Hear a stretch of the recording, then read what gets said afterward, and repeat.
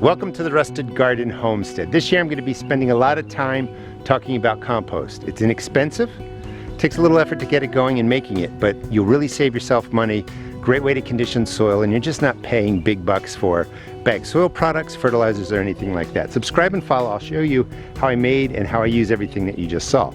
Today, end of March, temperatures here are still getting into the 30s at times. This was my leaf pile that I showed people how to build and make last year in the fall. I will link the videos for this. This pile was pretty much up to the top. It has dropped all the way down over the last 6 months, but leaf compost isn't going to be really ready, to be honest, for about 12 months, but you can jumpstart it. I put a green core in there, which was really just grass in the fall. It helped heat up, helped break this down. Right now, you know, from October to what? Almost the end of March. This is not really ready to be compost, but it would make a great mulch. So you could use this in your garden, drop down an inch, it'll keep moisture in your soil, you can use it. Temperature right now is sitting just under, let's get that in focus, 60 degrees.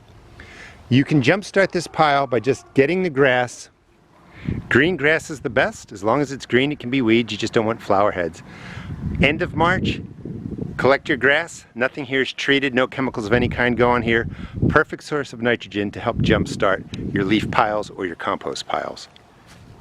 Putting it right into the middle, I'll show you how I do it, and then you cover it back up. This will probably heat up to 120, 140 degrees. It'll start getting all the microbes going, warm up the pile.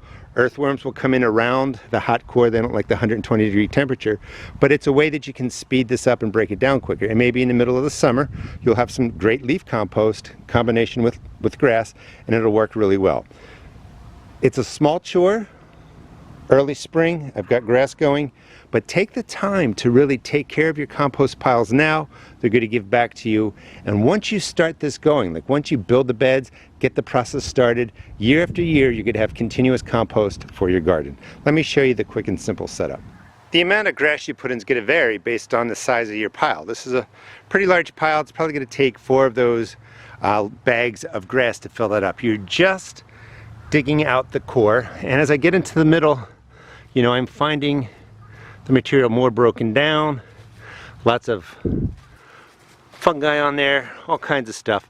So the pile's doing what it should. Again, you can't really rush it. This is a cold process basically. We're just letting the leaves break down. By adding in the grass, it's going to heat it up, it will speed up things, but this really isn't hot composting. So if you take a look, we're just going to fill that with grass until it comes all the way up to the top. 4 bags of grass, the core is set up. I like doing this early spring because it's still cold out. So we're going to kind of insulate the grass with the leaves. That's going to heat up, and it's just going to again speed up the process. All right, let me finish it up, and then we're going to wait 24 hours to see if the temperature gets past 60 degrees. Pile is set up, and doing these little chores really makes a difference with respect to your compost and in the garden. We want to get this right into the grass again. We're at about 60 degrees. So we'll see how that does tomorrow.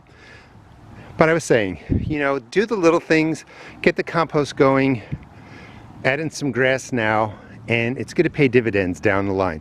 When it gets warmer, you could just layer grass on here if you wanted to, mix it into the leaves, but I kind of like doing the least amount of work. By putting in the green core, it helps speed up the process, and I'm in no rush. You know, come September, this stuff is going to be great. I'll be able to use it right in the garden as compost.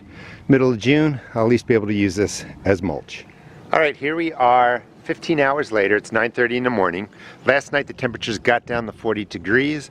Again, 2023, I'm going to stress, if you have the space, I understand if you don't, start a compost pile. This is all completed compost going into my beds.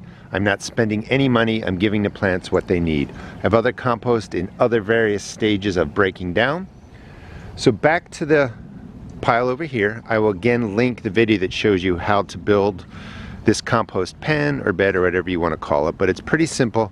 And I recommend actually building a pen, again, if you have the space, before you even set up your garden. This is going to save you so much money. Your garden's going to love it. Getting into here, you know, it's only been about 15 hours and it is almost to 120 degrees. So again, this is going to heat up. Last night it was in the 40s. Warm up the space. microbiology works at different temperatures. There's several different kinds. Let's just say, for the point of a quick video, some works at lower temperatures, 40, 50 degrees. Some works at medium temperatures, 50 to 90 degrees. Some work in hot temperatures.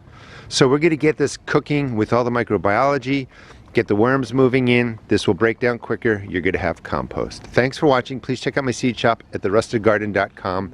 And you're going to be sick of seeing the amount of compost videos I do this year, but I really, really recommend it. And this is a great way to jumpstart any compost pile, not just leaves, in the spring. Put in a core of green grass, green weeds, just not dry brown grass, obviously. The green grass, the green, is nitrogen, heats up everything.